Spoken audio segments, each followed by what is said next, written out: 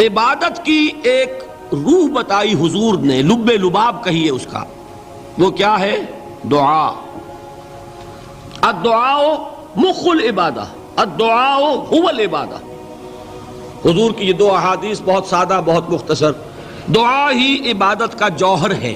مخ کہتے ہیں ہڈی کے اندر جو گودا ہوتا ہے وہ مخ ہے۔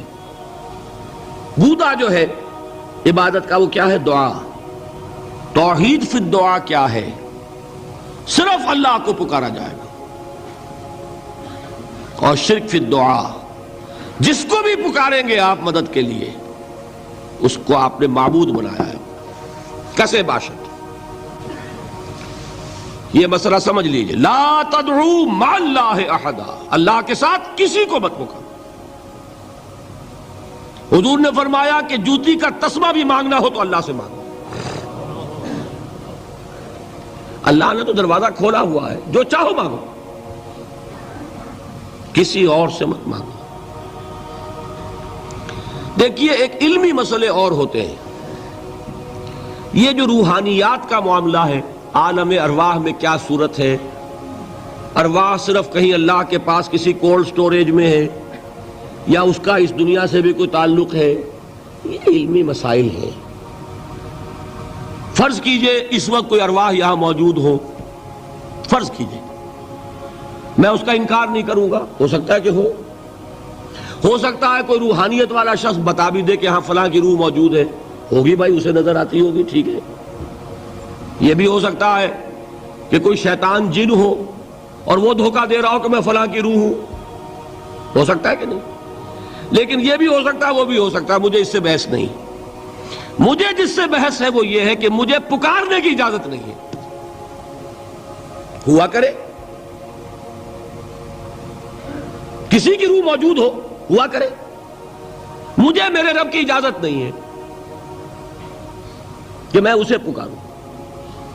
مدد مانگوں گا اللہ سے، دعا کروں گا اللہ سے، استغاثہ کروں گا اللہ سے، تکلیف کے لیے دہائی دوں گا اللہ کی۔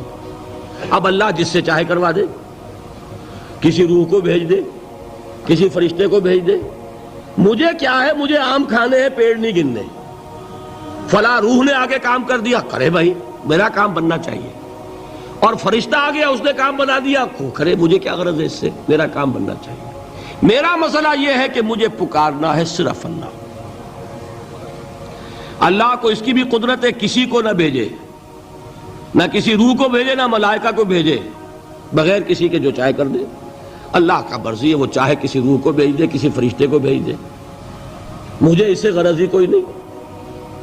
مجھے تو اپنی تکلیف کا دور ہونا مطلوب ہے، اس کے لیے میں پکاروں گا۔ سمجھ رہے؟ دیکھیے میں سادہ ترین کر رہا ہوں مسئلہ، عبد القادر جیلانی کی روح یہاں ہے یا نہیں، حضور کی روح انور یہاں ہے یا نہیں، یہ تو علمی مسئلہ ہو گیا نا۔ یہ فرشتے یہاں ہیں کہ نہیں، کوئی اختلاف ہے؟ میں پکار سکتا ہوں اسے کہ بھائی ذرا میرا کام کر دینا ہے؟ یہ کروں گا تو شرک۔ موجود ہیں کرامن کاتبین ہے کہ نہیں؟ موجود ہونا نہ ہونا یہ مسئلہ علمی۔ جو اصل میں شرک سے متعلق مسئلہ ہے وہ یہ ہے کہ پکارنے کی اجازت نہیں۔ دیکھیے حضور کی ایک حدیث ہے، اور یہ ایک ہمارے لیے خوشخبری ہے۔ آج 8واں دن ہے، آپ اپنی نیند کی قربانی دے رہے ہیں، آ رہے ہیں، سن رہے ہیں۔ یہ حدیث بھی سن لیجئے، بشارت والی حدیث ہے۔ مجتمع قوم فی بیت من بیوت اللہ، نہیں جمع ہوتے کچھ لوگ اللہ کے گھروں میں سے کسی گھر میں۔ اس کا مصداق اول تو مسجد ہوگی، لیکن تقریباً تمام محدثین نے مانا ہے کہ صرف مسجد تک محدود نہیں ہے، سب گھر اللہ کے ہیں۔ یہ جگہ کس کی ہے؟ تو عہب ہے یہ چیز، لیکن مسجد کا ہوگا تو وہ مصداق اول ہو جائے گا۔ مجتمع قوم فی بیت من بیوت اللہ یتلون کتاب اللہ ویتدارسونہ بینہم،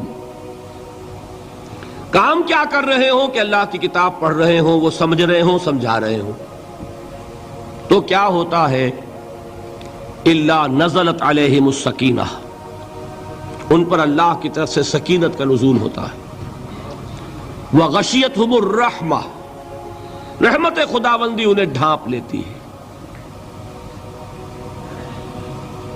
وحفتہم الملائکہ، فرشتے ان کے گرد گھیرا ڈال لیتے ہیں۔ وذکرہم اللہ فی من عندہ، اور اللہ ذکر کرتا ہے ان کا ملائکہ مقربین کی محفل میں۔ دیکھو تم کہتے تھے یہ انسان بڑا گھٹیا ہے، میرے وہ بندے اس وقت میرے گھر میں جمع ہے صرف میرے کلام کو سمجھنے کے لیے۔ اللہ فخر کرتا ہے، ذکر کرتا ہے۔